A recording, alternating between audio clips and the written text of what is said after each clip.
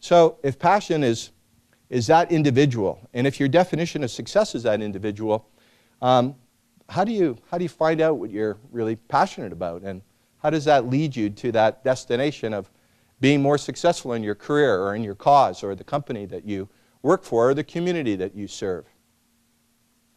Well, the fact that everybody's passion is so unique is something that occurred to me very early on, and whenever I had an opportunity to interview individuals, I always tried to, beyond the resume, find out what they were passionate about.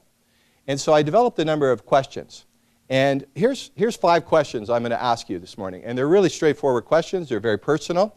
If you've got some paper, that's great. If you've got a pen, these are just a couple of word answers, and this won't be difficult at all. Okay? I have 5 questions that I'd like to ask you. And these 5 questions, if you're interviewing people and you really want to find out what they're passionate about, or if you're at a party and you want to find out something about a person, you ask a couple of these questions, and you know what? You're going to get great insights into what an individual is passionate about. And they're really simple questions, really. And I'm going to ask you, they all have to do with your favorite thing. 5 questions about your favorite thing. So your first favorite thing. What is your favorite movie? Like, don't overthink this. Don't go over the last 55 years, I've seen 9,000 movies. Like, when I just ask you, what is your favorite movie? The first movie that pops in your mind is totally the right answer and a good answer. What is your favorite movie? That's question 1. Just write that down. What is your favorite movie? The second question is, what is your favorite book? There's obviously bonus points for anybody that puts Passion Capital down, but what is your favorite book? So first question is your favorite movie. Second question is, what's your favorite book? Okay, let's make a note. Again, don't overthink it. Third question, what's your favorite song? Boy, ask somebody in the music industry what's their favorite song. You'll have them stumped for 3 hours. That's such a difficult question. But, so what's your favorite movie? What's your favorite book? What's your favorite song? The fourth question. Who is your favorite teacher? Who is your favorite teacher? Just one teacher that pops into mind as soon as I ask that question. Who's your favorite teacher? Just write it down. Who's your favorite teacher? And the last question, what is your favorite place? What is your favorite place? Okay? So you get those? What's your favorite movie, your favorite book, your favorite song, your favorite teacher, and your favorite place? Okay. Does everybody come up with an answer on that? Not too difficult? Okay, now what I'd like you to do is just take a minute or two. A person sitting close to you or next to you, turn to them and just share your list, your top 5 list, okay? Would you do that? Would you mind? Just interact. The person sitting next to you, if you don't know them, that's okay. Just turn to them and say, here's my list, here's my top 5. Okay, would you do that now? Take a minute or two.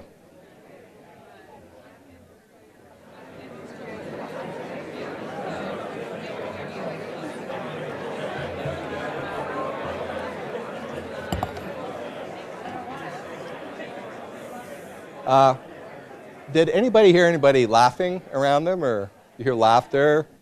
And did you hear the energy in the room just go up considerably, right? As you talk about things. Let me ask you, how many people just read off their list of the top 5 without providing any commentary? Anybody just say, here's my top 5? Maybe a couple of people, very few, right? The things that we're passionate about, you can't just say, well, here's my top 5. My favorite movie is The Wizard of Oz. My favorite book is Old Man and the Sea. You just don't go through the list like that. And then you start debating, you start laughing, you start asking questions. Those 5 questions, actually, they're very simple. But if you think about them, your own answers, what they tell you about the things that you're passionate about, they're simple questions, right? And as we get down into exploring our own beliefs and our own passion and about the things that really give us that drive to move forward, to succeed, how do we define those things that we're really passionate about?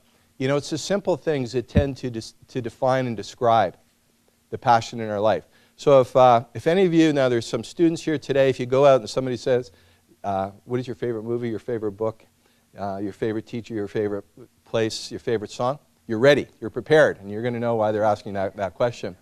You know, if you get that list and then you start probing into it, it's really quite interesting what it says about people. Simple questions, right? Simple questions are often at the foundation and provide the basis for how we understand our own passion.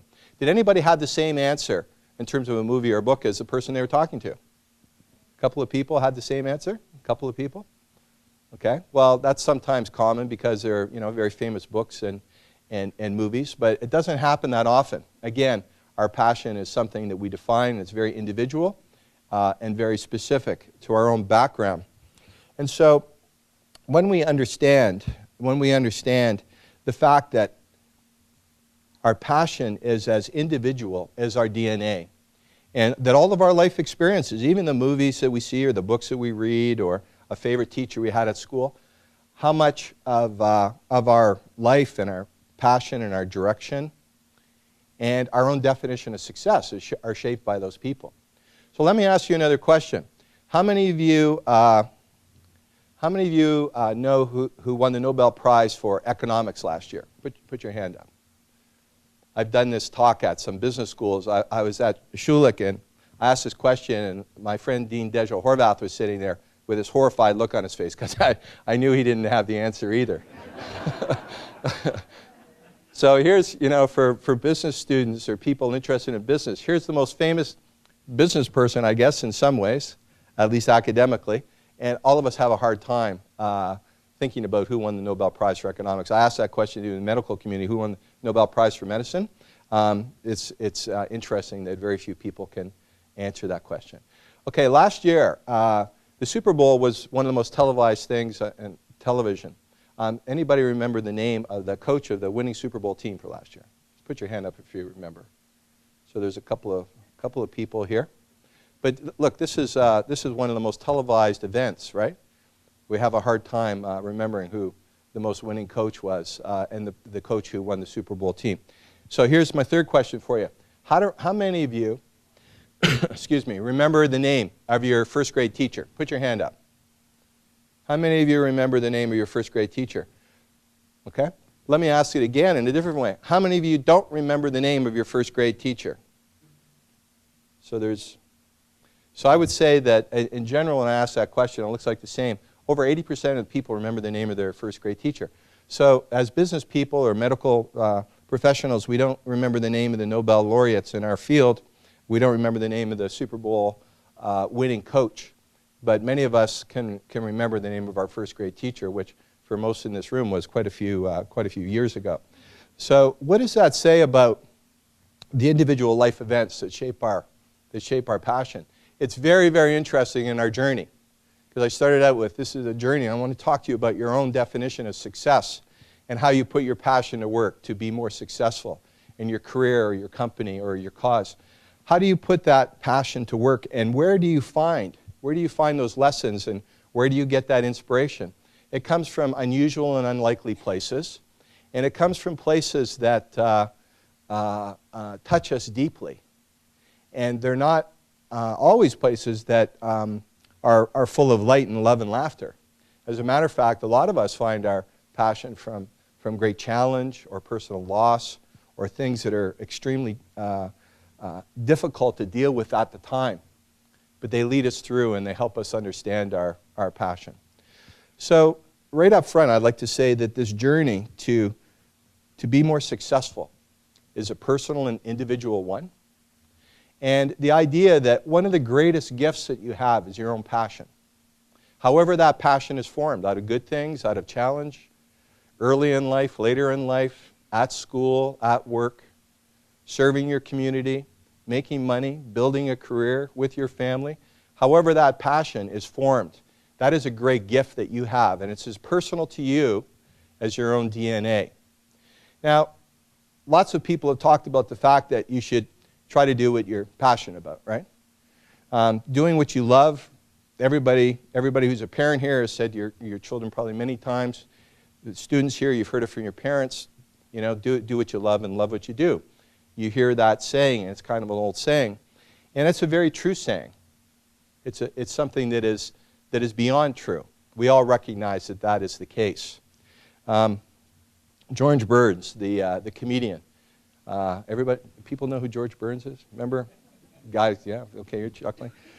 Guy who was cast to play God. I mean, he always had great humor, but he also had great insights into human behavior. And one of the things that he said about success was, he said, I would rather be a failure at something I love than a success at something I hate. Now, that's kind of an interesting insight from George Burns, but I would say he's got it wrong, actually. It's way better to be a success at something you love. And that's my point today. I want to say what you love, where your passion is, and then the steps that you take, the strategies, and that's what I'm going to move into now.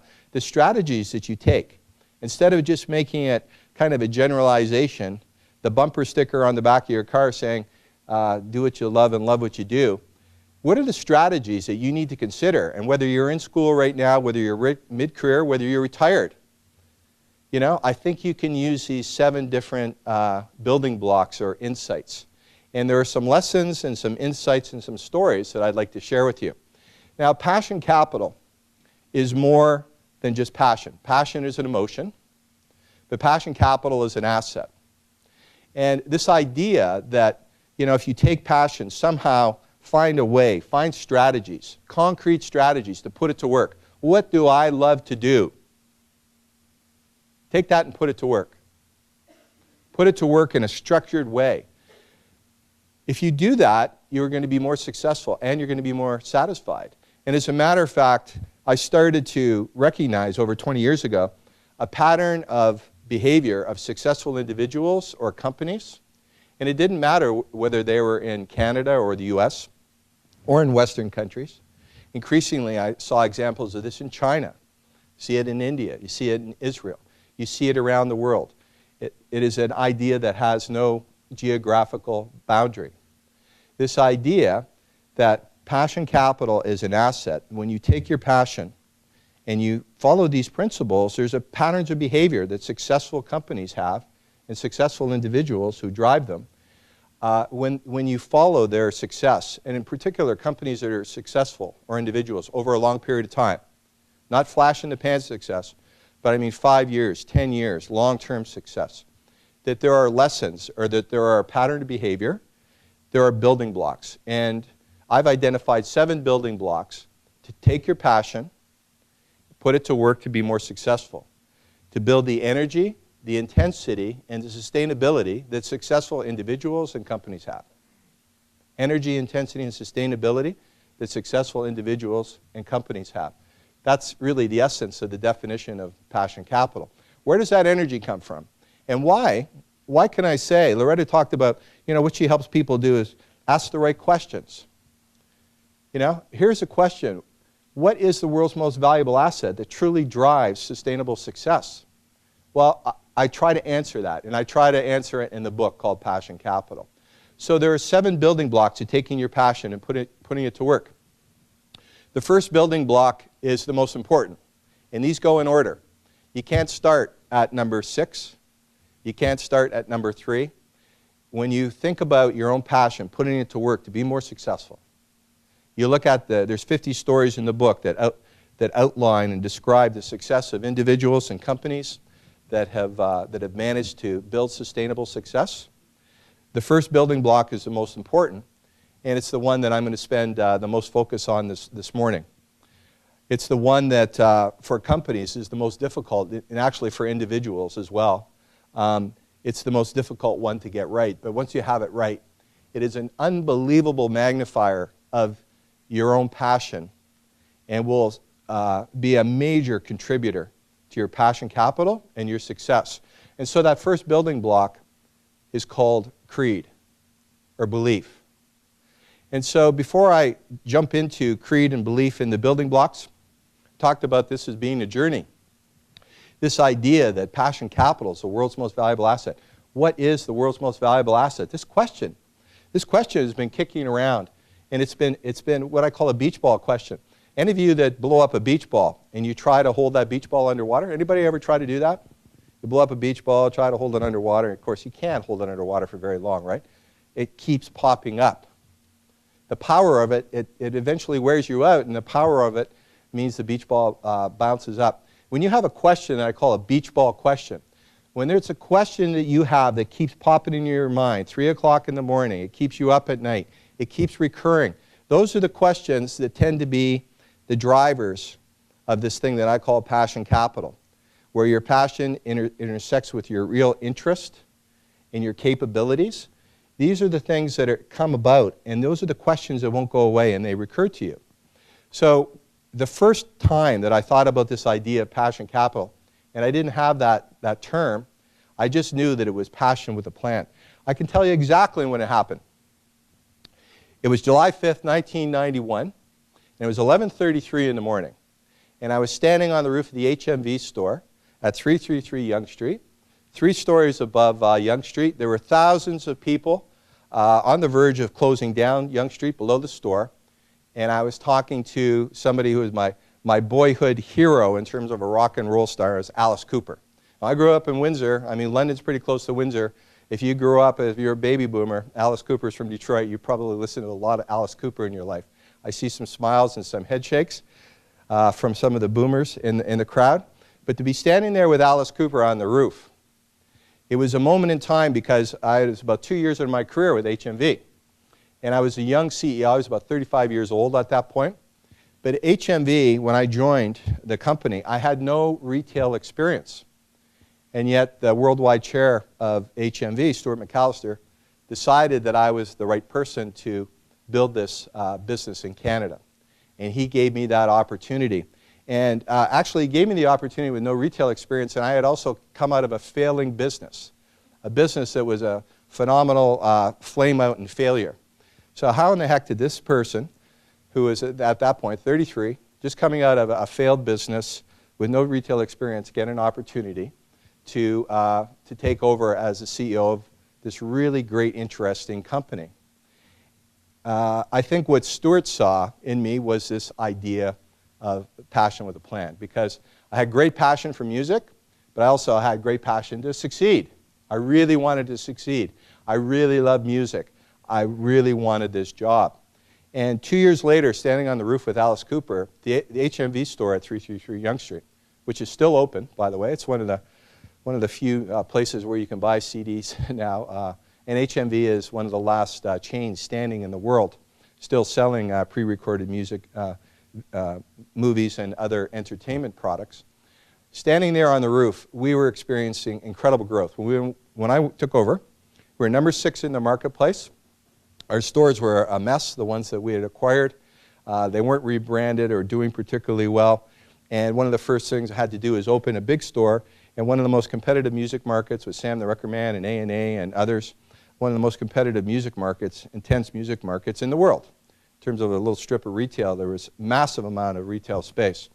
And this store was incredibly successful. And that day when Alice Cooper stood up to play his 3 songs from the roof and Yonge Street was closed down, I had this idea in my mind that, or this question in my mind that was framed like this: how in the heck did we get here, and how did we get this kind of growth and this kind of success in a short period of time against competitors who had as much, if not more, financial capital, who had more experienced human capital, who had technological capital and systems which were more sophisticated and proven than our own. And one of our big competitors, of course, Sam the Record Man, who was beyond a successful retailer. Sam was a brand. He was a Canadian icon. How did we go from number 6 in the marketplace? In a short period of time, we jumped up to number 2, and then soon we were number 1, and then soon we were twice as big as our nearest competitor. So at that point, the turbocharging of our success was starting. And I asked myself, where did it come from? Where did this success come from? If our competitors had the financial capital that we had, human capital, maybe better, more experience, intellectual capital, brand capital, technological capital, what was the differentiating factor for our success? And so this idea, this question, this beach ball question I had, what is the world's most valuable asset? Is it financial capital? What about all kinds of companies that have very, very deep pockets, like Microsoft, who have been bypassed in many ways by smaller, more nimble startups that had really no financial capital at all, or very little financial capital? is having the money the most important thing to determining your success? My answer was no. What about human capital? Super important. I mean, the most progressive companies realize that human capital is more important than financial capital. But you know what? Our competitors had incredible human capital as well. What about intellectual capital, ideas, or technological capital, or brand capital, other forms of capital? And going through my mind as Alice Cooper was playing these 3 songs was the idea that there was something different behind our success. And that something different had a lot to do about our passion for music, but also our passion to succeed, and a set of principles that we had that were driving that passion forward.